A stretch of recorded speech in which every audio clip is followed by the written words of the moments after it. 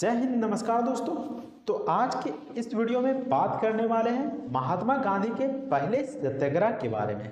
आखिर महात्मा गांधी के द्वारा पहला सत्याग्रह कब किया गया था, कहां पर किया गया था और क्यों किया गया था और इसका कारण क्या था और साथ ही साथ इसका परिणाम क्या निकला, तो आज के इस वीडियो में हम डिस्कस करने वाले हैं। उससे पहले बता दो कि अगर आपसे पूछा जाता है कि महात्मा गांधी के द्वारा देश से बाहर कहां पर सत्याग्रह किया गया था, यानी कि विदेश में कहां पर सत्याग्रह किया गया था, तो आपका जवाब क्या हो जाएगा? तो इसका जवाब हो जाएगा दक्षिण अफ्रीका में किया जाता है। और किस लिए किया जाता है? तो दक्षिण अफ्रीका में काले और गोरे पर मतभेद था, काले और गोरे में समानता नहीं थी। वहां पर नियम और कानून ऐसे बनाए गए थे जिसमें कि काले लोगों को समानता नहीं दिया जाता था, सिर्फ गोरे लोगों को फैसिलिटी मिलता था, सुविधा मिलता था, लेकिन काले लोगों को सुविधा नहीं दिया जाता था। खासकर जो कि बाहर से आए हैं, जैसे कि भारत से अगर कोई दक्षिण अफ्रीका जाता है तो वहाँ पर काले लोगों को यहाँ पर किसी भी प्रकार का सुविधा नहीं दिया जाता था। तो इसी कारण से जो गांधी जी वहाँ पर समानता को बरकरार रखने के लिए काले और गोरे के बीच जो मतभेद हो रहा था उसको हटाने के लिए दक्षिण अफ्रीका में सत्याग्रह करते हैं।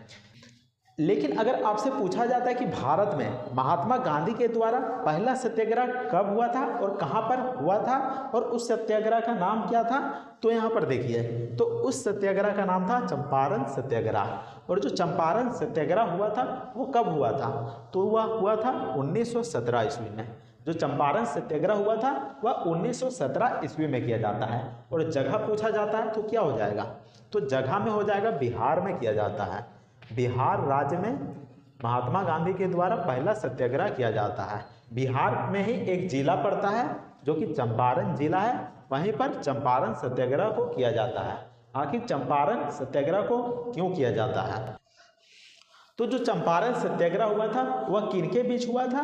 तो नील किसानों, जो चंपारण के किसान थे जो नील की खेती करते थे उनके बीच और अंग्रेजी बगान मालिक के बीच हुआ था। तो किनके बीच हुआ था? तो नील किसानों और बगान मालिकों के बीच हुआ था। लेकिन जो नेतृत्व करते हैं वह महात्मा गांधी करते हैं। जो चंपारण सत्याग्रह का नेतृत्व करते हैं वह महात्मा गांधी करते हैं। और किनके बीच हुआ था? तो नील किसान के बीच हुआ था और अंग्रेजी बगान मालिक के बीच हुआ था। अब देखिए यहाँ पर जो नील की खेती किया जाता था उसमें 3 कठिया पद्धति भी होता था। आखिर 3 कठिया पद्धति का मतलब क्या होता है? तो 3 कठिया पद्धति का मतलब होता है कि मान लीजिए कि आपके पास 20 कट्ठा जमीन है, तो उसमें से आपको 3 कट्ठा पर आपको नील की खेती करना पड़ता था, मजबूरन आपको नील की खेती करना पड़ता था। तो उसी को 3 कठिया पद्धति कहा जाता है। 3 कठिया पद्धति कहा जाता है, यानी कि 20 कट्ठा में मजबूरन 3 कट्ठा में आपको नील की खेती करना पड़ेगा। तो उसी को 3 कठिया पद्धति कहते थे। और इस पद्धति के तहत सभी किसानों को नील की खेती करना पड़ता था। अगर नील की खेती नहीं करते थे तो यहाँ पर जो बगान मालिक रहते थे वह बहुत ही ज़्यादा कर वसूलते थे या फिर उन पर बहुत ही ज़्यादा कर लगा दिया जाता था। तो जिसके कारण जो किसान रहते थे उसको मजबूरन नील की खेती करना पड़ता था। इसके अलावा जो किसान रहते थे उनको मारा जाता था, पीटा जाता था और उन पर अत्याचार किया जाता था, जिसके कारण जो किसान रहते हैं वह ज़बरदस्ती नील की खेती करते हैं। अब देख सकते हैं यहाँ पर अंग्रेजी बगान मालिकों का शोषण। तो जैसा कि मैं बताया कि अंग्रेजी जो बगान मालिक रहते हैं वह शोषण करते थे, किसानों का शोषण करते थे, उनको मारते थे, पीटते थे और जबरन नील की खेती करवाते थे। और साथ ही साथ 3 कठिया पद्धति तो चल ही रहा होता है, जिसके तहत यहाँ पर 20 कट्ठा में से 3 कट्ठा में मजबूरन नील की खेती करना पड़ता था। इसके अलावा आपको बता दूं कि जब नील तैयार हो जाता था और किसान बेचने के लिए जाते थे तो यहाँ पर मूल्य कौन डिसाइड करता था? आखिर उसका रेट कौन डिसाइड करता था? तो बगान मालिक ही डिसाइड करते थे। तो यहाँ पर किसान को अधिकार नहीं दिया गया था कि वह नील का रेट अपने स्वयं रखे। तो जो नील का रेट रहता था वह कौन रखता था? तो बगान मालिक तय करते थे। तो जिसके कारण किसान को और भी ज़्यादा घाटा होता था, क्योंकि मान लीजिए कि जितना वह पूंजी लगाएगा तो वह अपने हिसाब से रेट रखता। तो ऐसे में किसानों को यहाँ पर फायदा होता है। लेकिन जो बागान मालिक रहते थे वह बहुत ही कम दाम में नील को खरीद लेते थे या फिर उसका रेट रखते थे, जिससे कि किसान को बहुत ही ज़्यादा घाटा होता था। बहुत सारे किसान ऐसे होते थे जिनको पूंजी तक यहाँ पर नहीं मिल पाता था, तो ऐसे में नील की खेती करने के लिए यहाँ पर विवश हो जाते थे। तो यही कारण है कि जो नील के किसान रहते थे वह नील की खेती नहीं करना चाहते थे, लेकिन उनको मजबूरन नील की खेती करना पड़ता था। अब देखिए यहाँ पर जो नील की खेती करने के बाद जो मिट्टी होता है वह अनुपजाऊ हो जाता है, यानी कि अगर नील की खेती करते हैं उस पर तो जो मिट्टी रहता है वह दूसरे फसल को उगाने योग्य नहीं रहता है, यानी कि जो उसकी उपजाऊ क्षमता रहती है वह कम हो जाती है अगर नील की खेती करते हैं। तो ऐसे में जो किसान रहते हैं वह सोचते हैं कि अगर नील की खेती कर देते हैं तो दूसरा फसल उगाने योग्य नहीं रहता है, तो वो भी रीजन से बहुत सारे किसान नील की खेती नहीं करना चाहते थे। तो ऐसे में क्या होता है, तो किसान अब जाए तो जाए कहाँ, तो ऐसे में एक किसान रहता है, उसका नाम रहता है राजकुमार शुक्ल। राजकुमार शुक्ल बहुत ही ज़्यादा इम्पोर्टेंट नाम है, राजकुमार शुक्ल। और यही महात्मा गांधी के पास जाते हैं, बहुत ही ज़्यादा रिक्वेस्ट करते हैं, और तब जाके महात्मा गांधी राजकुमार शुक्ल की बात सुनते हैं। और फिर 10 अप्रैल 1917 ईस्वी में गांधी जी चंपारण आते हैं। बिहार का एक ज़िला जहाँ चंपारण है वहाँ पर आते हैं और वहाँ पर डिसाइड करते हैं कि हम सत्याग्रह करेंगे और किसानों का हम साथ देंगे। तो गांधी जी सत्याग्रह करना शुरू कर देते हैं और फिर एक जांच समिति का यहाँ पर गठन किया जाता है।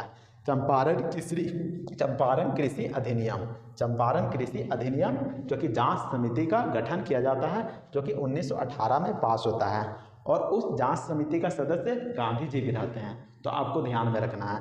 तो जांच किया जाता है और जांच में पता चलता है कि सही में नील की खेती से भूमि जो रहता है वह अनुपजाऊ हो जाता है, और साथ ही साथ जो 3 कटिया पद्धति है वो गलत है, तो वह गलत साबित हो जाता है।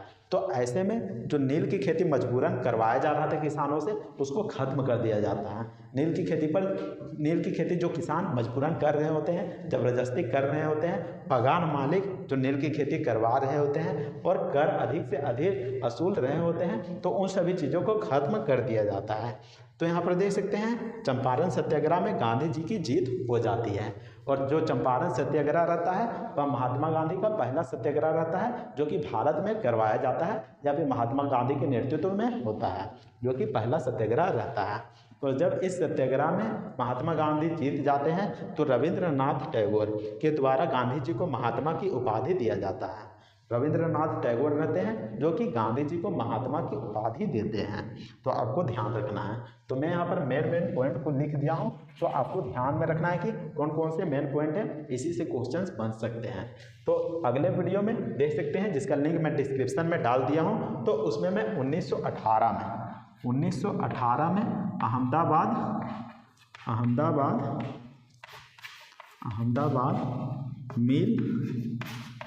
मिल आंदोलन के बारे में बता चुका हूँ।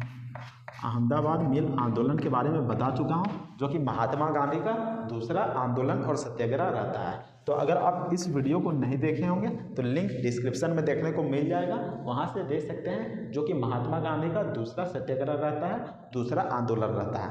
तो इस वीडियो में हम बताए हैं कि आखिर किस तरीके से अहमदाबाद मिल आंदोलन में भी गांधी जी विजय हासिल कर पाते हैं और क्यों किया जाता है, और किस कारण से अहमदाबाद मिल आंदोलन का अंजाम दिया जाता है और इसका क्या परिणाम निकलता है। तो सारी चीज़ यहाँ पर डिटेल में बताया हूँ, तो उस वीडियो को एक बार जरूर देख लीजिएगा। तो उम्मीद करते हैं कि आपको ये वीडियो पसंद आया होगा। वीडियो को लाइक जरूर कीजिएगा और चैनल को भी सब्सक्राइब जरूर कर लीजिएगा। तो मिलते हैं नेक्स्ट वीडियो में, तब तक के लिए जय हिंद, वंदे मातरम।